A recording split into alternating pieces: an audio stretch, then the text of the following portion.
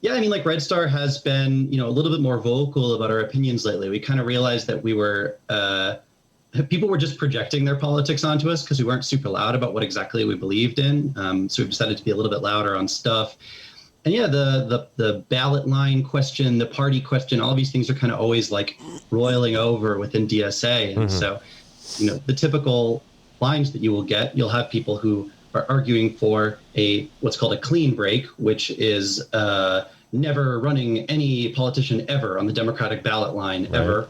And then people who are for the dirty break, being, like we will, run some people as politicians on the Democratic ballot line, and then eventually transition our way out of that. But it doesn't have to be this like one moment where we stop doing that altogether.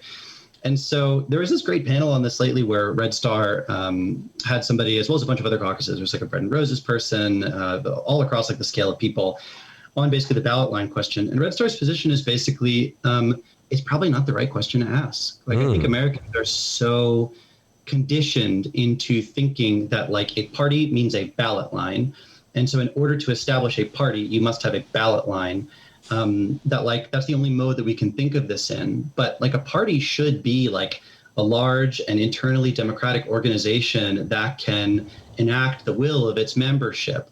And a party line, a ballot line rather, is just one like tactic in all of this. Like, having a ballot line can be a thing that is useful. It doesn't have to be a total necessity in order to create something.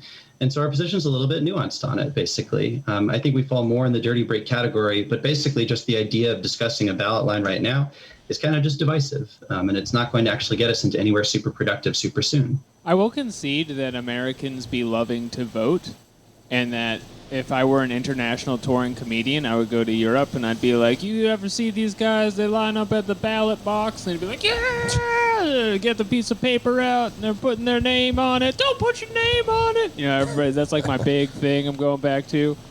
I'm passing out ballots for merch at the end.